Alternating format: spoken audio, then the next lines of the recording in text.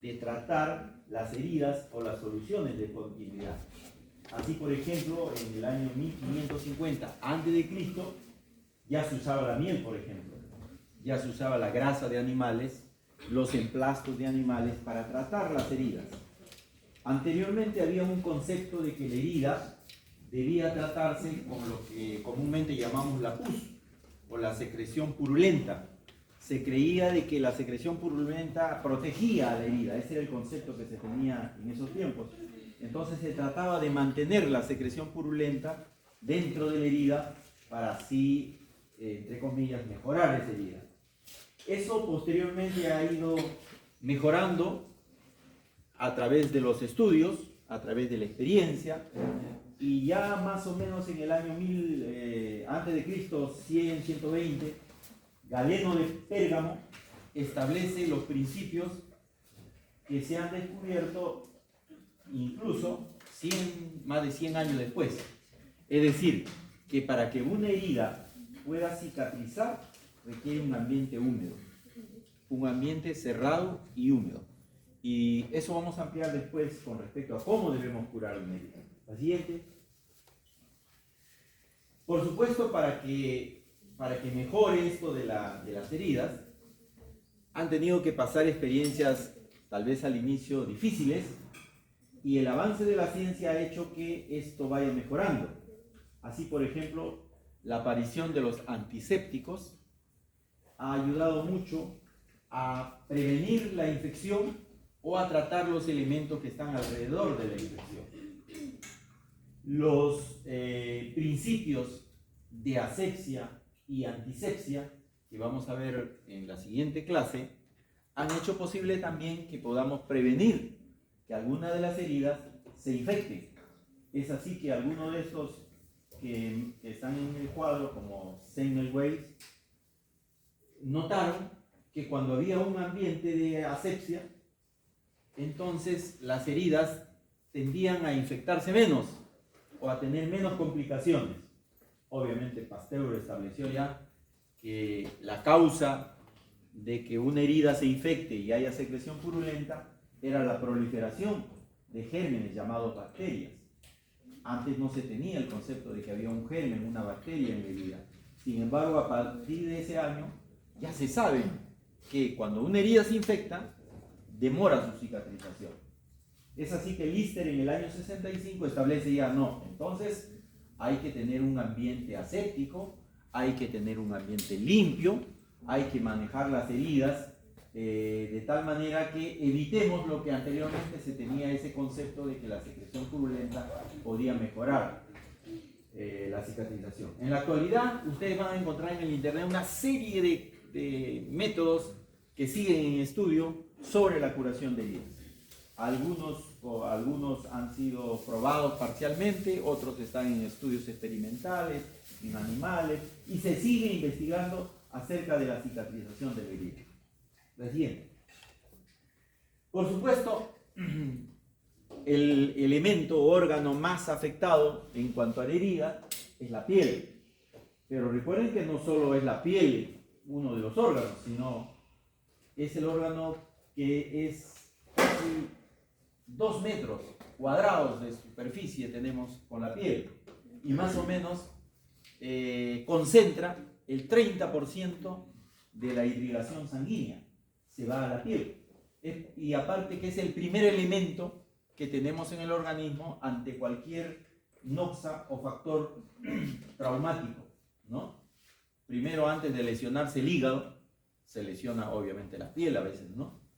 Tenemos otros órganos que también tienen un fenómeno de cicatrización exclusiva, pero nosotros vamos a basarnos en explicar o resumir la cicatrización en la fase cutánea, ¿no?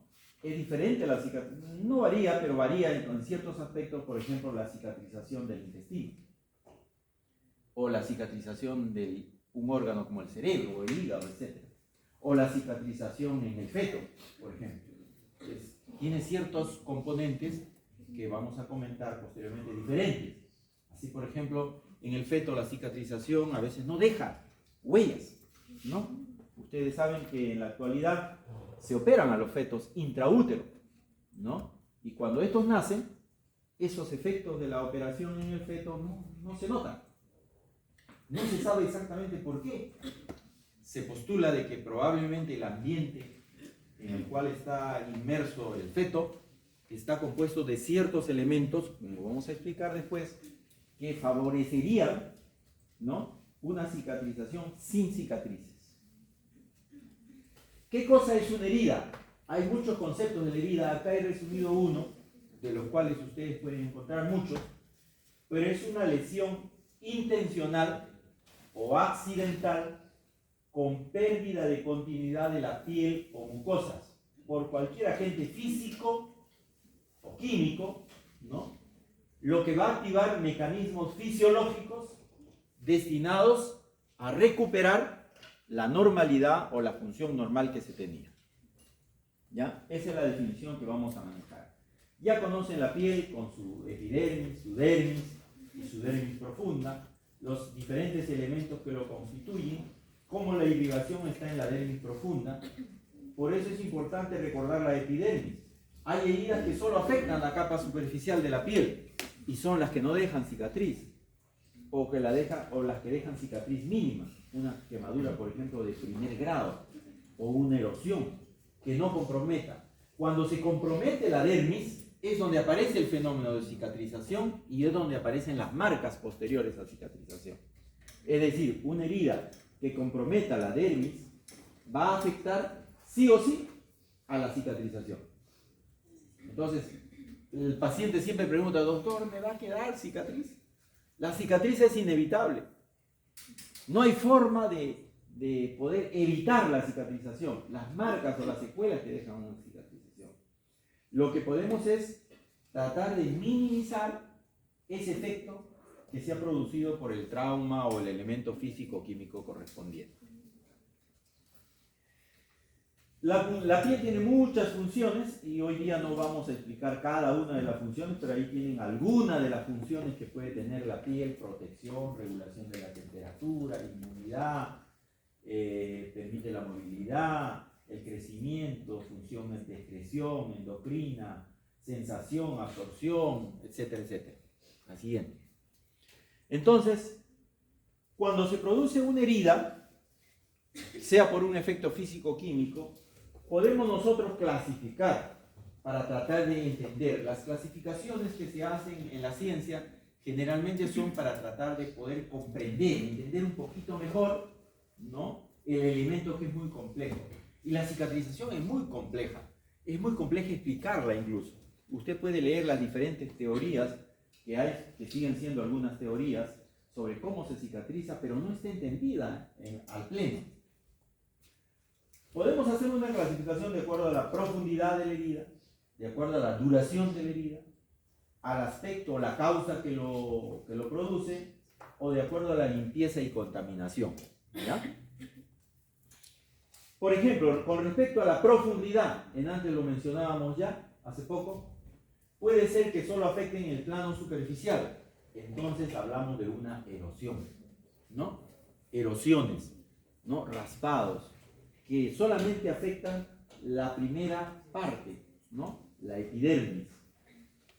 Cuando afectan planos profundos, es decir, compromete la dermis, podríamos hablar ya de una úlcera y no de una erosión. Cuando afectan las dos capas en forma total, otra forma de hablar es de espesor parcial, se dice, ¿no?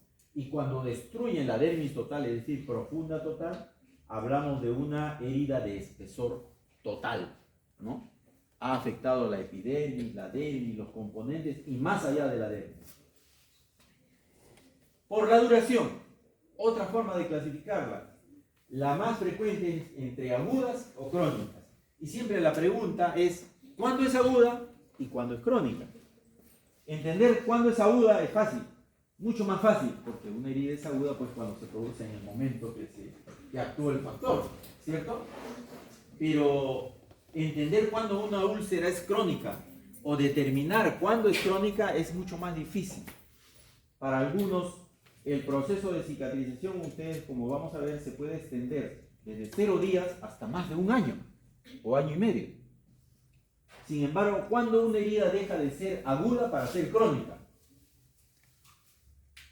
He tratado de mencionar 3 conceptos de los muchos que hay, pero para fines de la clase, como siempre les digo, esa es la idea de una clase, tratar de resumirles y darles los conceptos más depurados, ¿no? Porque usted entra al internet y va a encontrar muchas cosas.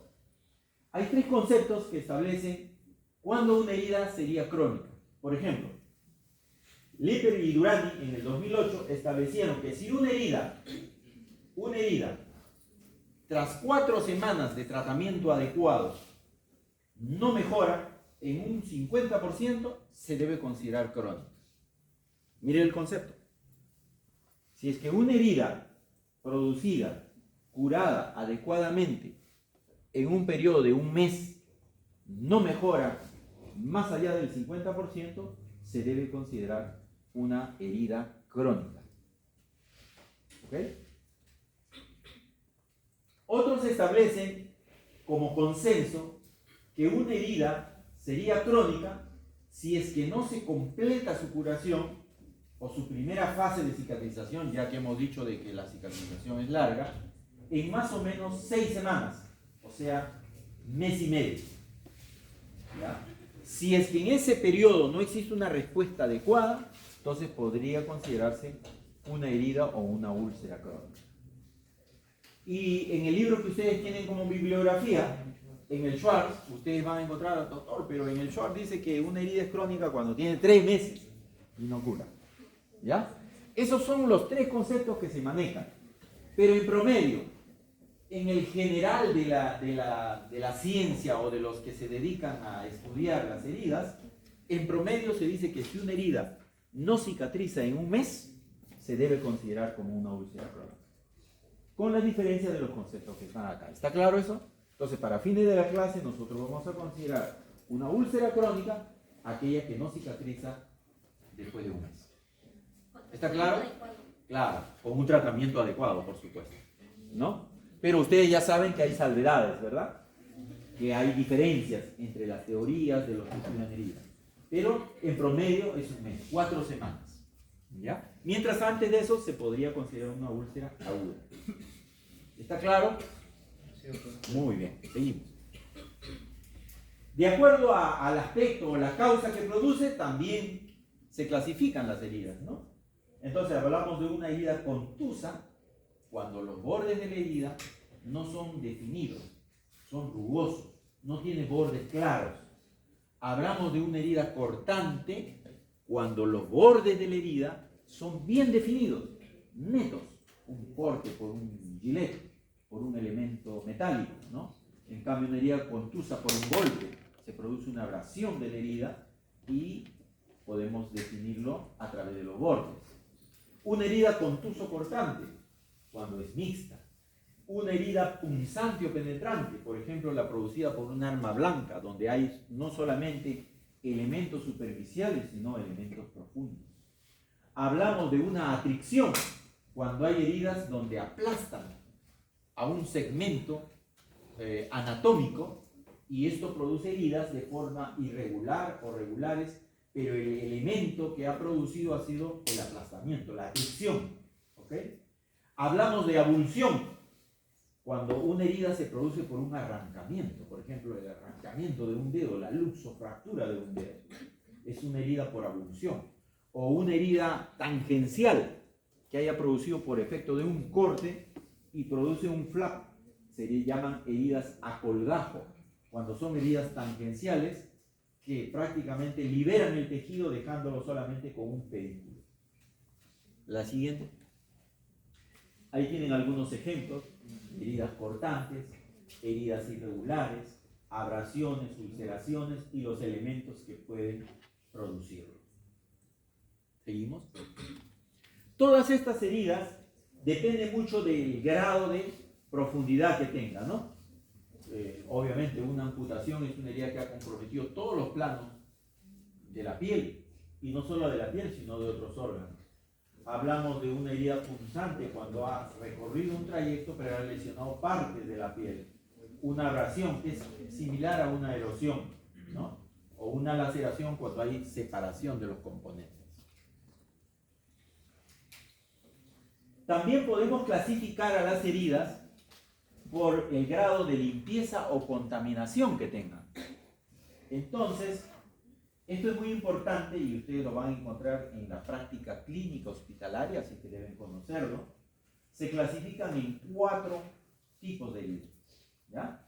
La herida limpia contaminada, la herida contaminada y la herida sucia. ¿Y por qué es importante esta clasificación de la herida? Porque nos va a determinar el grado de infección que pueda tener. Una herida limpia es una herida que entra a quirófano, por ejemplo. Vamos a intervenir a un paciente por una hernia inguinal. Entonces preparamos el campo, realizamos todos los procedimientos de asepsia y antisepsia y eso se considera una herida limpia. Por más limpia que sea, por más asepsia que haya, siempre va a haber un riesgo de 5% de infección en promedio. Los estudios han establecido que pese a entrar un paciente a sala de operaciones con toda la precaución que se tiene, con toda la asepsia que se tenga, con toda la esterilización que se tenga, siempre hay probabilidad de infección. Entonces, una infección no necesariamente es una mala praxis, como puede interpretar un paciente. Doctor, pero yo entré bien y mi herida se ha infectado, y entonces me han operado mal. Algo ha sido mal, mala praxis, negligencia médica.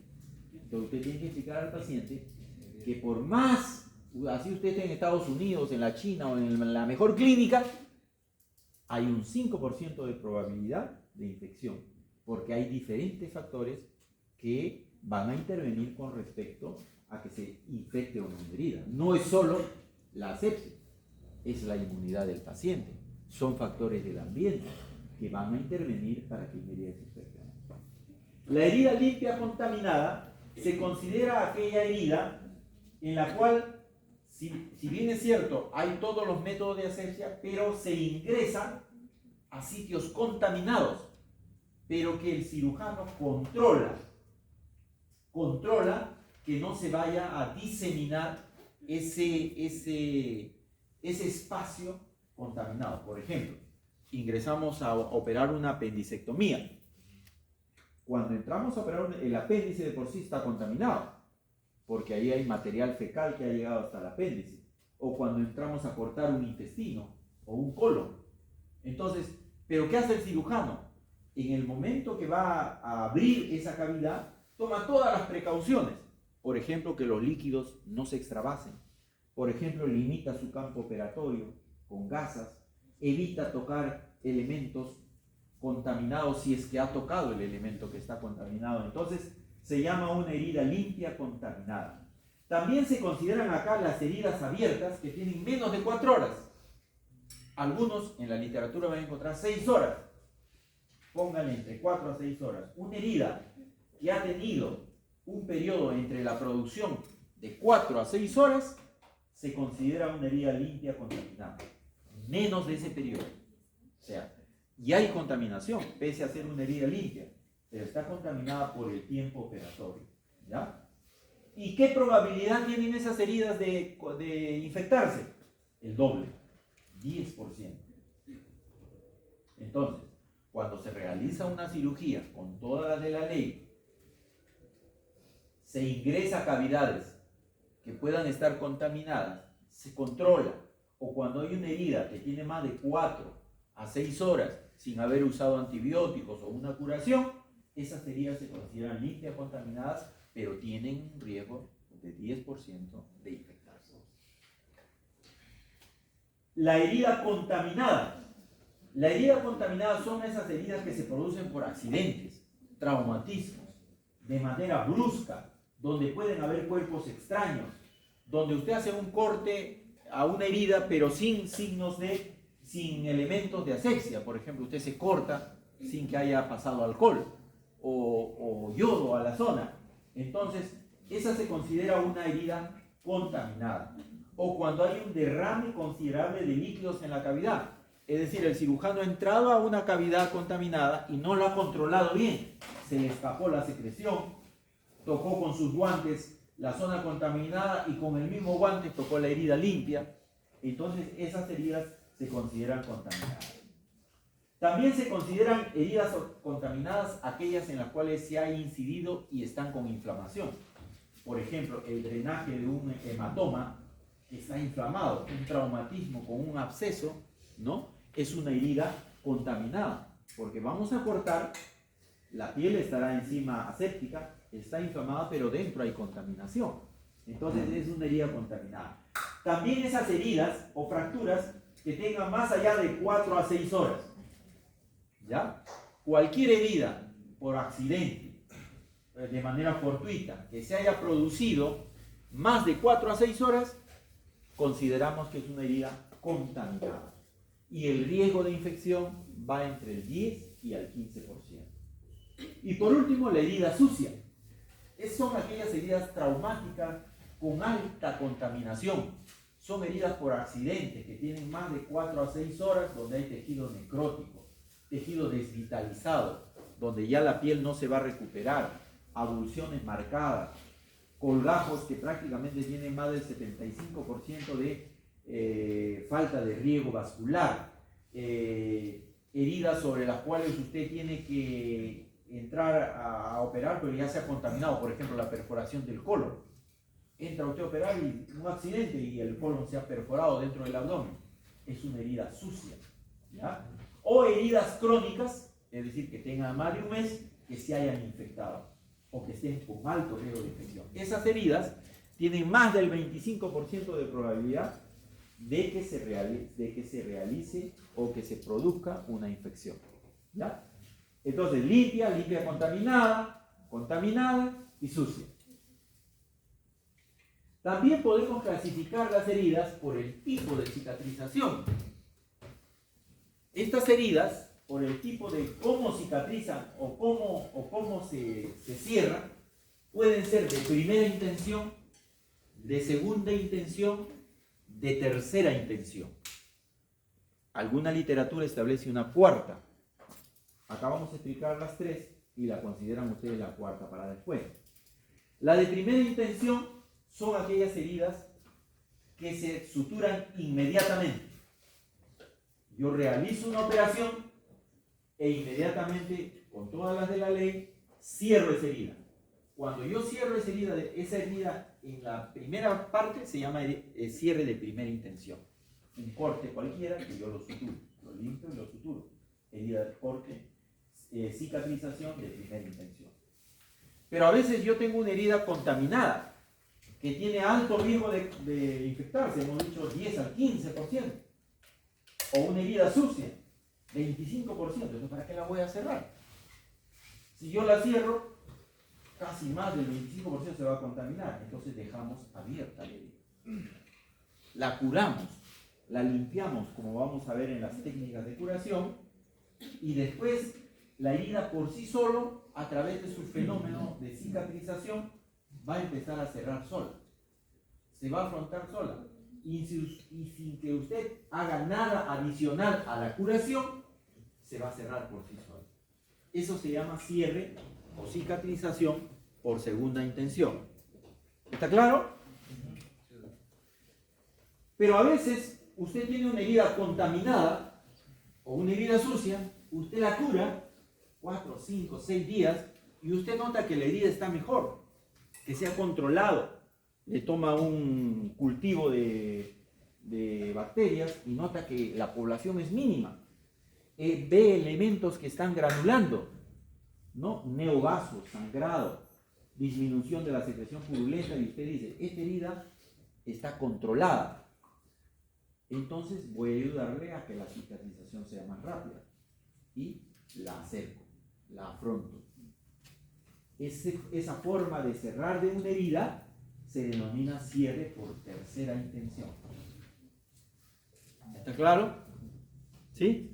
Esto es muy importante que lo entiendan. ¿Y a cuáles se refieren algunos de cuarta intención? Aquellas heridas en las cuales se hacen injertos de piel, ¿no? Algunos han considerado que esta es una forma de cicatrizar también. Una herida que no mejora, una úlcera crónica que tiene espacios muy grandes, no le va a llegar tejido, va a demorar demasiado en curar, entonces le colocamos un injerto. A eso se denomina, o algunos denominan como un cierre de cuarta intención. Muy bien. Pero ¿cómo es que se produce este proceso de cicatrización? Como les mencioné al inicio, es muy difícil explicar con detalle cómo es el proceso de cicatrización. Es tan complejo que no ha podido ser entendido a plenitud hasta el momento. Si no, pues tendríamos ya solucionado el proceso de cicatrización. Sin embargo, para fines de explicación, tratamos de clasificar, como hemos dicho, tratamos de ordenar los conceptos, y acá traemos una de las formas de cómo entender este proceso. ¿Ya? Dividimos la cicatrización en 3 fases. Una fase hemostática o inflamatoria. Algunos lo dividen esta en 2 fases, hemostática e inflamatoria. Una segunda como fase proliferativa, que dura entre 4 a 12 días. Y una fase de maduración y de remodelación, algunos le llaman fase de contracción también, que dura en 15 días a 12 meses, e incluso algunos dicen más allá de los 18 meses. ¿Por qué es importante clasificar y definir o entender por lo menos la cicatrización? Porque nos permite actuar en el tratamiento de las heridas. Si nosotros no entendemos este fenómeno, no podemos entender cómo es que en una curación no se debe usar alcohol, o no se debe usar determinados antisépticos, o cuándo debo usar corticoides, o cómo debo curar a una herida. Pero si usted logra entender este concepto, entonces tiene ciertos parámetros para poder actuar sobre la curación de la herida. ¿Sí?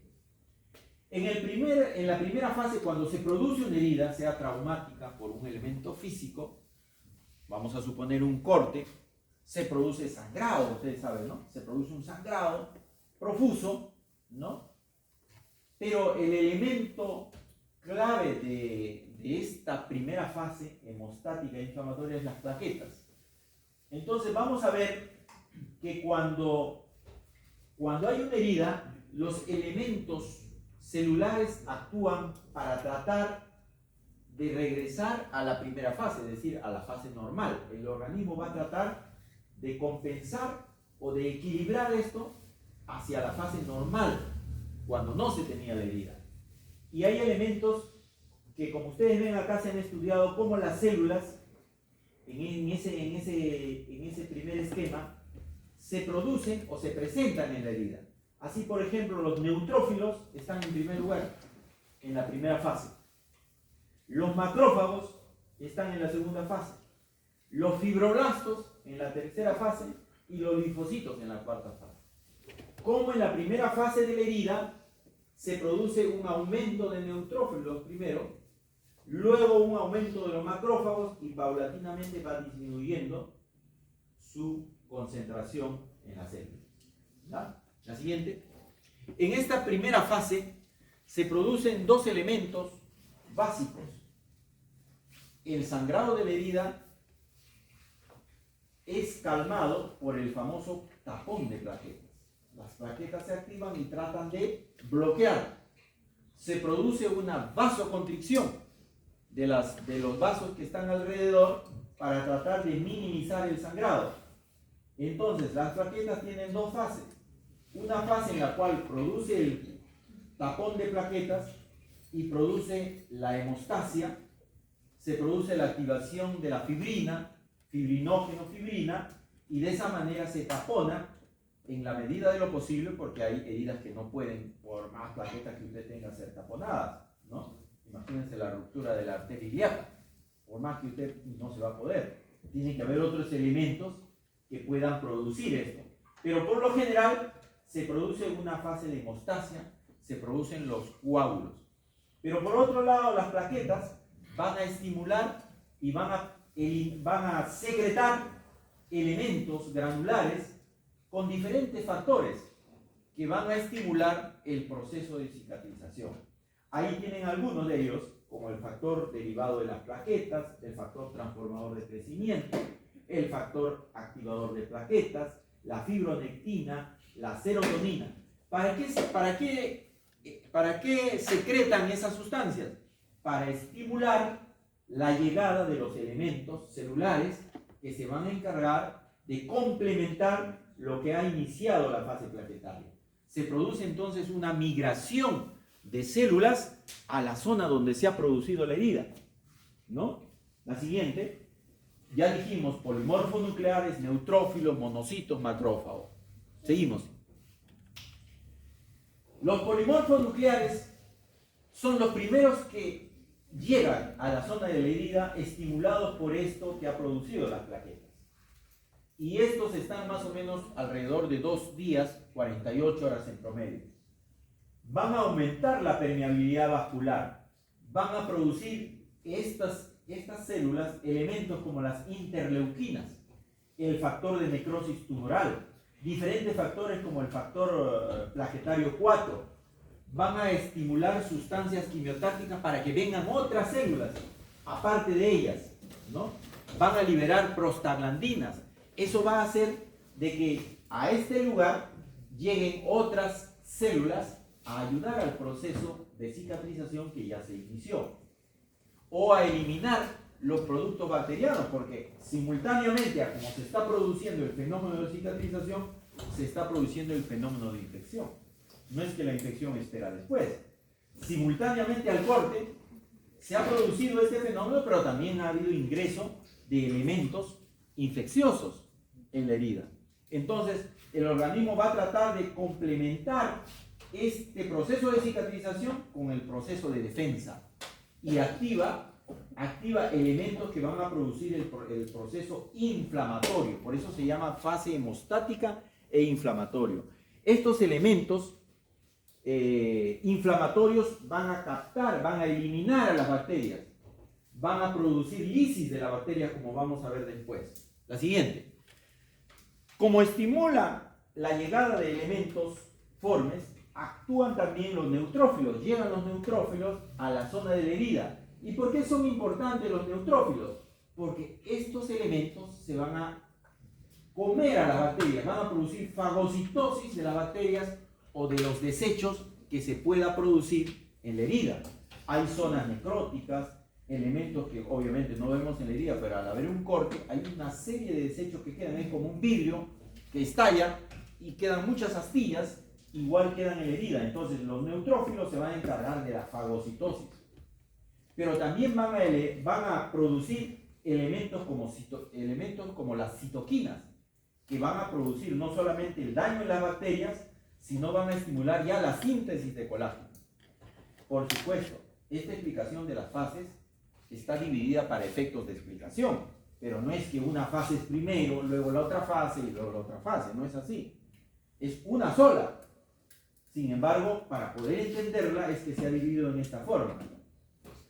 Estos neutrófilos también producen proteasas, elementos que van a degradar la matriz, que van a iniciar ya el proceso de llenado del esqueleto de la herida. Ese espacio que ha quedado tiene que ser llenado por nuevos elementos que van a ser el esqueleto. Esa es la matriz que se va a formar. Va a limitar las infecciones, ¿no? Va a hacer que haya un factor estimulante para que cierre con epitelio, si es una herida cutánea. La siguiente. Los macrófagos son elementos formes que también llegan a la zona de la herida. Están más o menos más allá de los 2-3 días y hasta el final del proceso inflamatorio. Activan a otras células, estimulan a factores mediadores como citoquinas, factores de crecimiento, factores de inflamación. Ahí tienen algunos de ellos, cuáles son su función de cada uno, son muchísimos y se siguen investigando, pero que van a ayudar a controlar no solo la fase hemostática, sino la fase inflamatoria. Se ha visto que estos macrófagos, la siguiente, tienen 2 tipos, un macrófago 1 y un macrófago 2. Imagínese usted que solamente haya fase inflamatoria, donde el cual migran las células y llegan y producen sustancias inflamatorias. ¿Qué se produciría? Algo así como hablamos de la sepsis. Demasiada inflamación, demasiada proliferación celular, y entonces prácticamente la herida seguiría inflamada de por sí. Entonces, hay macrófagos como los tipo 2 que hacen lo contrario. Estimulan la reparación de tejidos, pero también producen inmunosupresión. Controlan que ese proceso inflamatorio no vaya más allá de lo normal. Eso es lo que no se entiende hasta ahora. ¿Cómo son tan inteligentes de decir, mira, esta herida hasta acá nomás ya hay que producir elementos inflamatorios? No, ya no produzca más. Porque si usted produce más, una herida inflamada nunca mejoraría. Entonces, estos macrófagos tienen ciertos elementos que, así como producen la inflamación, este va a producir antiinflamación. Lo contrario, para que haya un equilibrio entre los dos, ¿no? Algo así como lo que se produce en el cáncer, ¿no? El desequilibrio entre la producción de células y la limitación de las células, del crecimiento de las células. La siguiente. Por supuesto, los linfocitos T son los últimos en llegar, pero son importantes, porque estos linfocitos también van a actuar como moduladores del proceso inflamatorio o del ambiente que está cicatrizando. Por supuesto, hay diferentes tipos de linfocitos, pero se ha visto que su función principal tiene que ver con la defensa y con la modulación o la regulación y el equilibrio de estos fenómenos inflamatorios y antiinflamatorios. Seguimos. Entonces, recapitulando, decimos que la primera fase inflamatoria, que dura más o menos entre 1 a 3 días, le estamos poniendo en promedio nosotros, ¿no? Los primeros días, se produce un fenómeno hemostático y un fenómeno de regeneración celular, o diremos más bien de migración celular, en la cual se van a producir hemostasia y se van a producir estímulos de elementos formes que van a producir inflamación y protección contra la infección. La siguiente. Seguimos. La siguiente fase, pasando los 3 días, en la primera semana, digamos, se produce la segunda fase, que es la proliferación.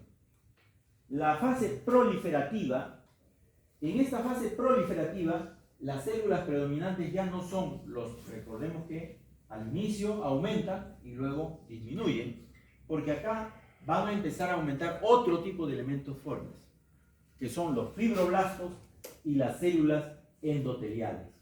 Estos fibroblastos son importantes porque van a ser aquellos que empiecen a armar el tejido que se ha destruido.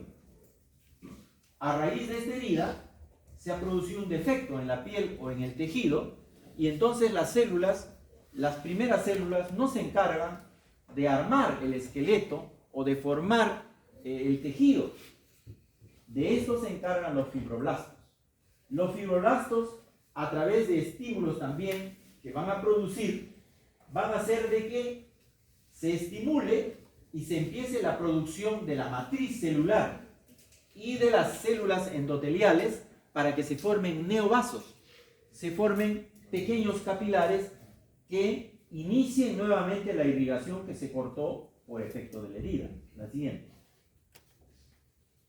Estos fibroblastos van a sintetizar o van a producir la producción de colágeno, que es el principal elemento que está dentro de las estructuras de los tejidos. Entonces, en un inicio van a aumentar, pero luego van a disminuir para que se produzca una contracción de la matriz. Porque si no también, imagínense que el fibroblasto produzca colágeno y colágeno y colágeno, entonces la herida se llenaría de colágeno y no lograría llegar a la normalidad.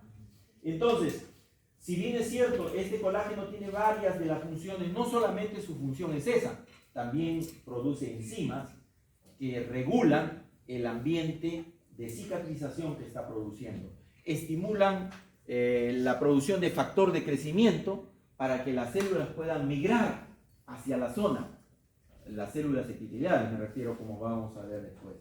Producen o estimulan la producción de ácido hialurónico, que es importante para que produzca una serie de funciones dentro de ese ambiente que se ha producido la noxa o el factor que ha producido la herida, ¿no? Pueda formarse una matriz celular adecuada. La siguiente.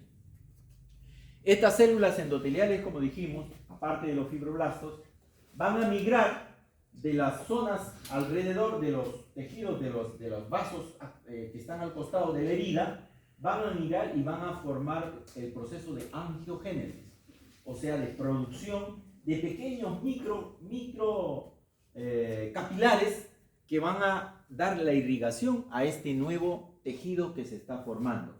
Es como el agua que le va a regar, ¿no?, hacia la chacrita que está produciendo ahí con sus células que han crecido, que son en este caso los fibroblastos. Se van a producir también elementos como el factor de necrosis tumoral, ¿no?, los factores de crecimiento, el factor endotelial, que van a estimular la producción de células endoteliales y fibroblastos. La siguiente. El colágeno, ustedes habrán escuchado, es uno de los elementos que más se habla en la actualidad, porque tiene que ver mucho con la belleza, con el envejecimiento, y se ha producido tanto que, imagínense, yo estaba leyendo a raíz de esta clase, que en Europa se ha consumido alrededor de más de 2.000 millones de euros consumiendo colágeno. Es decir, que la gente consume colágeno. El colágeno es la proteína más abundante del cuerpo, ¿no? Y obviamente juega un rol importante en la cicatrización de las heridas. Hay muchos tipos de colágeno. Acá yo he puesto 18, pero ahora me he enterado que hay hasta 21. Los más importantes son el colágeno 1 y el colágeno 3, para fines de lo que estamos estudiando. El 1 y el 3. ¿Cómo es que se forma este colágeno? El colágeno es una proteína, pero es una proteína que se forma dentro de nuestro organismo. Es decir, el organismo la produce. Es por eso que cuando, como cualquier proteína, está compuesta de aminoácidos, ¿no es cierto? Aminoácidos. Y esta proteína, este colágeno, tiene aminoácidos, pero que no son aminoácidos esenciales, pero sí son importantes. Se va a formar primero, a través de los fibroblastos, un protocolágeno, como por decir un proyecto de colágeno, ¿no? Este proyecto de colágeno, ayudado por el oxígeno, el fierro, la vitamina C, la glucosa, el cetoglutarato, el ácido hialurónico, y podemos mencionar otros, este protocolágeno pasa a precolágeno o procolágeno. Entonces, para que se forme colágeno, por eso es que necesitamos vitamina C. Por eso es que necesitamos elementos como una buena oxigenación. Porque si no, la síntesis de colágeno se lentifica, demora. Es por eso que las terapias con oxígeno a presión hiperbárica han dado muy buenos resultados en las heridas, porque hacen que el protocolágeno pueda acelerar su formación a procolágeno. Y este procolágeno se va a convertir después en el colágeno. Esto todo se produce en el fibroblasto, en el sistema, en el retículo endoplásmico. Y son fibras que se van formando al inicio en una fase intracelular y en una fase intracelular. Se forma la proteína, ¿no?, que son, a través de, como cualquier proteína, enlaces helicoidales. La siguiente.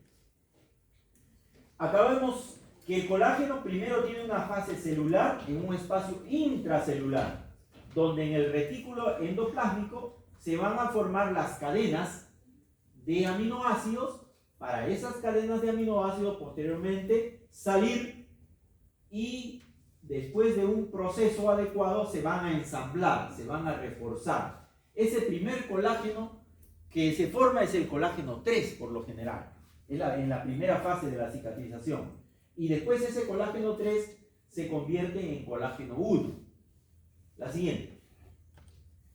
Entonces hemos dicho de que el colágeno es una proteína muy abundante, ¿no? Y como toda proteína está compuesta por aminoácidos. Ahí tienen ustedes algunos componentes de colágeno. Por ejemplo, en el hueso tienen 90%, en los tendones 80-90%. Se ha visto y se ha determinado ya que el colágeno disminuye a partir de los 25 años. Usted empieza a producir menos colágeno. Es por eso que la industria farmacéutica ha invertido tantos miles de millones de dólares, porque ¿quién no quiere envejecer? Bueno, todos quieren, Todos quieren mantenerse joven, ¿no? Pero a partir de los 25 años, la producción de colágeno empieza a disminuir. Hay muchos factores que producen eso, ¿no? La siguiente. Acá están una serie de colágenos, de tipos de colágenos. Ya lo van a ver en la diapositiva porque no se ve bien, con sus funciones. Todos sirven, pero cada uno es diferente. La siguiente. Así como se produce el colágeno, que son fibras, imagínense que las fibras estén solas. No funcionaría nada. Tiene que tener una matriz. Tiene que tener un ambiente donde el colágeno se deposite. Ese ambiente, esa forma se llama matriz celular. Es decir, el ambiente en el cual se va a depositar ese colágeno y se van a unir esas fibras que le van a dar resistencia a la piel. Nuestra piel cuando es joven es más rígida, ¿no? Yo ya tengo las arrugas que no tienen ustedes. ¿Por qué? Porque el colágeno disminuye con la edad. Y entonces al disminuir le quita fuerza tensil a la herida. Y más bien se producen otros elementos que predominan como la elastina. Es por eso que contra más viejito seas, ¿cómo va a estar la piel? Usted la agarra y se estira, parece como si fuera un elástico, ¿no? Una abuelita, usted se hace una herida, se esfacela la herida. Usted quiere suturar la herida, se rompe la piel, porque el colágeno está muy bajo. ¿Ya? Entonces, ese colágeno está en un ambiente, que es la matriz celular. Esa matriz celular está formada por lo que se llaman los proteoglucanos o proteoglicanos. Estos glucosa-aminoglicanos son también cadenas de polisacáridos que están unidos con ácido glucurónico. De ahí la importancia del ácido hialurónico en la matriz celular. Y ustedes habrán también escuchado que parte de los productos de belleza están compuestos por ácido hialurónico o infiltración de ácido hialurónico, como vamos a ver después. Sulfato de parán, etcétera, que se van a unir a proteínas y al unirse a la proteína van a formar un exoesqueleto, como si fuera la matriz que le da solidez al colágeno. Y sobre eso se van a unir el colágeno o las proteínas de colágeno, ¿no es cierto? Estos elementos son también sintetizados por los fibroblastos que hemos visto. Y en la primera fase aumentan bastante, porque tienen que darle una matriz adecuada a la producción del colágeno. Por supuesto, hay muchas teorías. Una de ellas es que este colágeno en fibrillas se va a producir una especie de ensamble entre las proteínas, como una especie de red a través de estos sulfato de parán y ácido hialurónico, van a permitir que las proteínas se entrelacen este colágeno y le puedan dar solidez para que sobre eso sigan creciendo los vasos o sobre eso migren las células que están alrededor. La siguiente. En la tercera fase, pasando esta semana que ha pasado, ¿no?, se produce la fase de maduración y remodelación. Esta fase es la fase más larga. No se sabe exactamente cuándo termina, porque usted puede seguir su cicatrización hasta ahora. No se sabe, pero se supone que en promedio una cicatriz se remodela hasta el año. Es por eso que cuando un paciente viene a la consulta y está preocupado por su cicatriz, hay que recordarle que la cicatriz, la modulación, la modelación, la regulación de la cicatriz es larga, no es rápida. ¿Ya? ¿Y qué tiene que ver acá? Tiene que ver, uno, la formación del colágeno junto con la matriz celular, la síntesis de colágeno que se está produciendo. Recuerden, en la segunda fase mucho colágeno. Pero ¿qué pasaría si se forma mucho colágeno, mucho fibroblasto? Ustedes han oído hablar de las cicatrices queloides, de las cicatrices viciosas. ¿Por qué creen que está eso formado? Porque no ha habido un control de la formación de colágeno. Entonces, en esta fase, se produce lo que se llama la colagenólisis, donde las citoquinas y los factores de crecimiento deben ser regulados para que no se pasen al otro nivel. No sabemos por qué exactamente se produce una cicatriz queloide. Podemos entenderlo, pero no sabemos por qué a él sí y a él no. Por ejemplo, los pacientes de raza oscura tienen mayor predominancia a hacer cicatriz queloide. O las cicatrices que están a presión, a tensión, una herida que usted ha forzado a cicatrizarse, tiene mayor riesgo de hacer una cicatriz fibrosa o una cicatriz hipertrófica o llegar a una cicatriz queloide. Entonces, si bien es cierto, es importante que este colágeno se produzca, también es importante que sea un colágeno de alta calidad. Y entonces en esta fase el colágeno 3 se convierte en colágeno 1, que es un colágeno mucho mejor, que es un colágeno más fino, por decirles a ustedes, que le da mayor estética a la cicatriz. ¿Ya? La siguiente.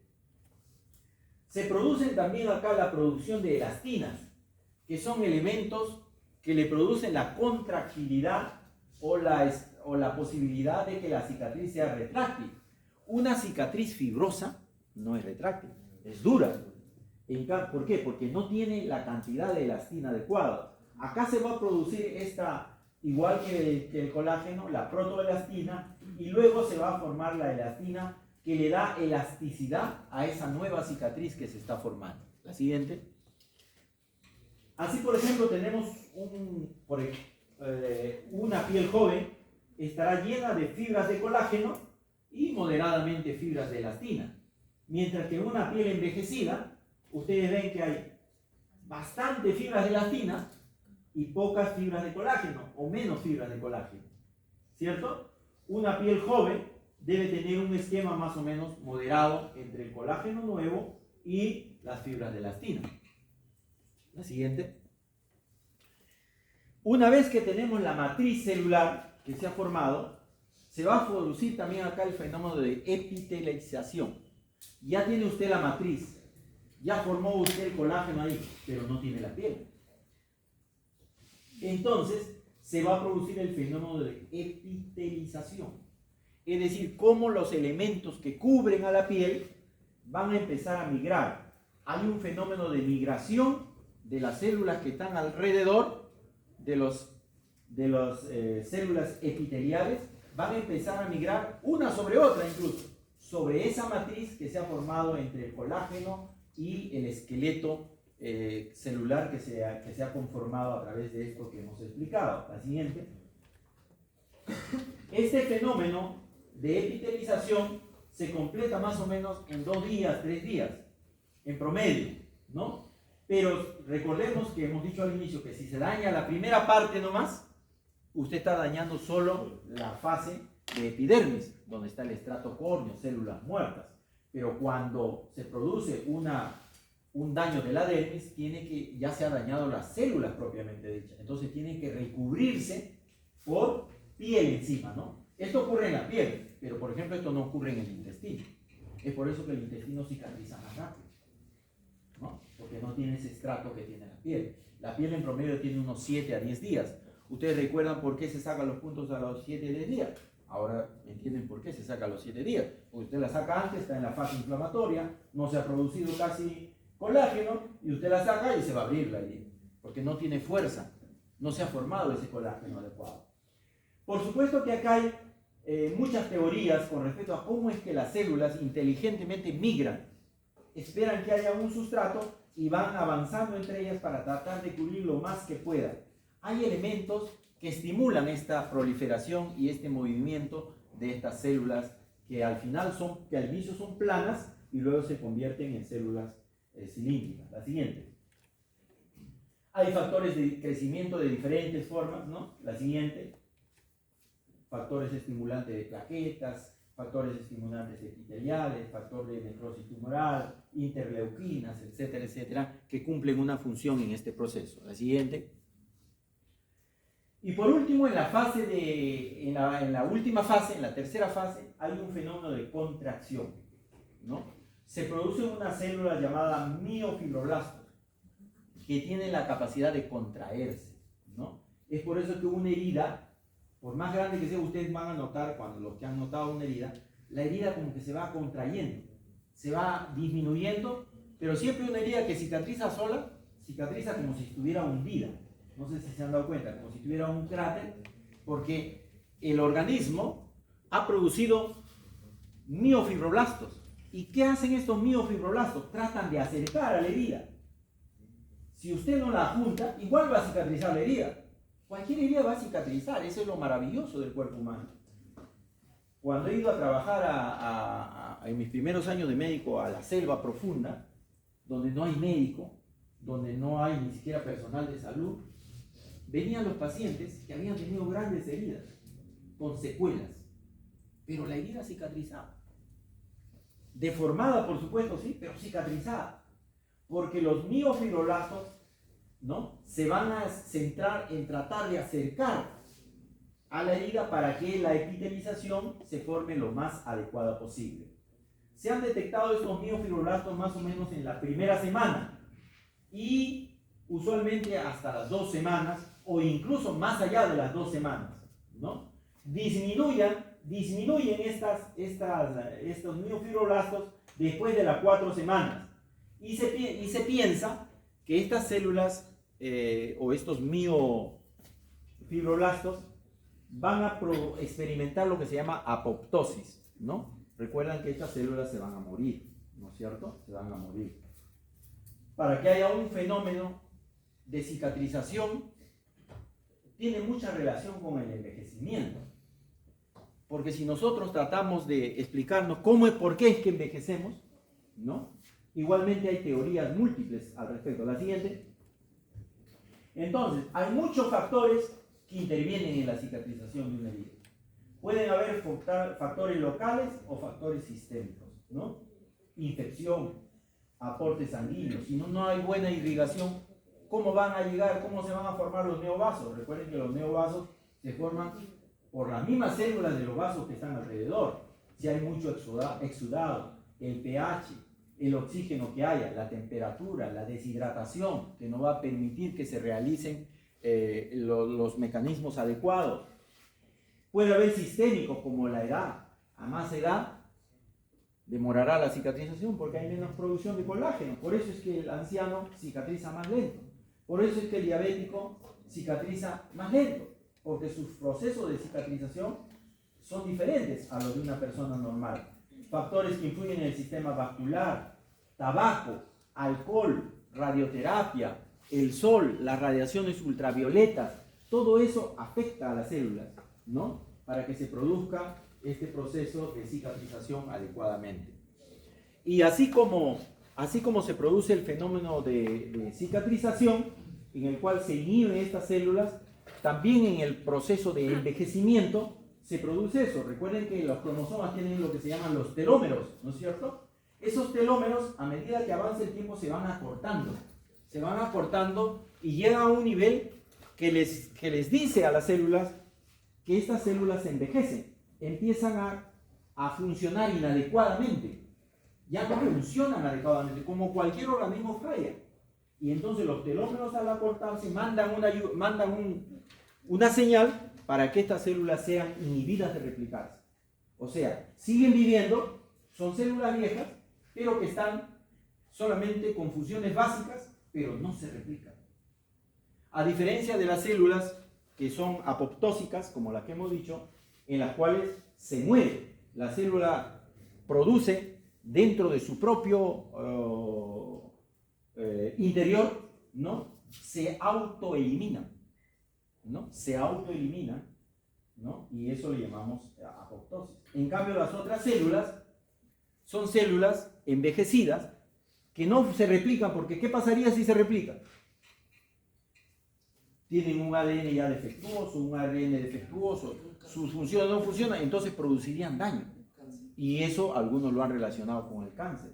Entonces, estas células, así como se eliminan de que se repliquen, vienen otros elementos formen a eliminar esas células que están, se le llaman células senescentes, células viejas, ¿no? Esa es una de las teorías del envejecimiento. Pero también hay otras teorías que establecen que hay un ambiente de alta oxigenación, de alto oxidación. Y el fenómeno de oxidación, cuando es elevado, también es un factor para el envejecimiento. ¿Ok? Muy bien, en esta primera fase hemos dado algunas pautas acerca del fenómeno de cicatrización. No sé si hay alguna pregunta. Doctor, Dime. entonces si usted mencionó que tal vez si no se junta la herida por suturas, digamos, hay digamos un espacio, podría haber revitalización de esa zona, así esté separado, digamos. Buena pregunta. Usualmente no lo hay. Cuando la herida es muy grande, no sabemos cuánto más o cuánto menos, o qué capacidad tenga de miofibrillas cada organismo, porque hay personas, de repente tienen una herida de 4 centímetros, y él tiene una herida de 4 centímetros también. Sin embargo, la de él epiteliza mejor que la de él.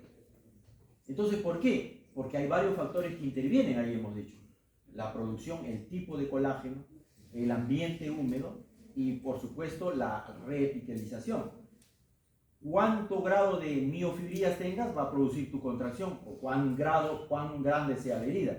No toda, la mayoría de heridas que están muy separadas, el organismo, pese a tener estas miofibrillas, no logra cicatrizar adecuadamente, y cicatriza a través de lo que se llama fibroplasia. Es decir, ya no cicatriza con piel, cicatriza con fibrosis. Es diferente la cicatrización con piel que la cicatrización con fibrosis. ¿Qué es la cicatrización en sí? La secuela. Es el corte donde queda la marca, es donde se ha producido el depósito de colágeno, donde se ha reconstruido. Entonces, cuando la herida está muy separada, esa herida va a ser más ancha y usted la va a ver de color marrón, oscuro, duro, no elástico, porque básicamente está compuesta de fibroblastos, de elementos de colágeno que no han completado su cicatrización y donde la piel no ha llegado. Cuando la piel no llega, la úlcera se prolonga. Es por eso que ahí intervienen los injertos, ¿no? Porque si usted le coloca un injerto, usted le está poniendo o intervienen otros métodos, que ahora no he explicado, como por ejemplo trasplante celular. Ustedes saben que ya se produce por ingeniería genética películas con células madre, ¿no? Nanocélulas que se colocan dentro, nanotecnología que está revolucionando el fenómeno de cicatrización para heridas grandes o heridas difíciles de curar. Pero básicamente no se epiteliza la mayoría de heridas. Es muy difícil llegar cuando son heridas muy, muy grandes. ¿Y qué le piensan ustedes del colágeno? ¿Hay que tomar colágeno? No, ¿no es cierto? Porque no. En sí no. Es bastante controversial, ¿no? Pero hay mucho comercio. La mayoría de exámenes, cuando estudien estos estudios de investigación, hay que tener mucho cuidado de quiénes lo financian, ¿no? Porque hay muchos mitos, mucha publicidad, ¿no? Ahora están con los famosos concentrados de colágeno, que para que hay que tomarlos, uno necesita más o menos 10 gramos más o menos de colágeno diario, ¿no? Aquí algunos dicen 15. Entonces, imagínense, con lo que indican, piensan de que uno al tomar el colágeno está aumentando el colágeno, y no es así. ¿Por qué? Porque el colágeno ¿cómo se va a absorber como colágeno? Tiene que partirse, ¿no? En aminoácidos, como cualquier elemento. Y entonces llega a nuestro organismo como aminoácidos, no ya como colágeno. ¿Y quién tiene que hacer el colágeno? El organismo. Y el organismo no es que va a decir, no, me han dado colágeno original, entonces voy a formar solo colágeno. No, tiene que formar una serie de proteínas y verá dónde las necesita. No necesariamente va a formar colágeno, ¿no? Algunos que critican esto dicen es como si usted quiere tener más pelo, coma pelo. No tiene sentido, pero algo así es. Usted quiere más colágeno, tome colágeno. No tiene sentido, porque ese colágeno que usted toma se va a degradar y va a llegar como aminoácidos, y el organismo, si lo necesita, pues producirá también colágeno. No es que no va a producir. Si usted tiene una dieta adecuada, ¿no? Entonces usted está normalmente a través de estudios por nutrición se ha visto que si usted tiene una dieta adecuada, usted tiene el colágeno necesario para que su organismo lo pueda producir. Ahora, si usted es una persona de edad avanzada, obviamente no va a producir la cantidad de colágeno adecuada. Es muy diferente a los elementos hidrolizados que se inyectan de colágeno en algunas articulaciones o cremas que tienen colágeno y que directamente van a aplicarse, vamos a decir, sobre la piel. Los estudios son muy controversiales, porque la mayoría de esos estudios han sido con elementos mixtos. Recuerden que el colágeno solo no funciona, porque necesita de ácido hialurónico, necesita de vitamina C, necesita de oxígeno, necesita de peptidoglucanos, etcétera, etcétera. Entonces, es muy controversial esos productos cosméticos que producen básicamente las empresas farmacéuticas grandes que están concentradas en la belleza. ¿Alguna otra pregunta? Está claro porque la siguiente parte ya es la aplicación de estos conceptos en la curación de las heridas. 5 minutos de descanso entonces para seguir a la siguiente parte. Voy a llamar al final del break, ¿ya? A ver, tómense su break y luego seguimos con la siguiente parte que ya es la aplicación de los conceptos y ya entramos ya a la técnica propiamente dicha.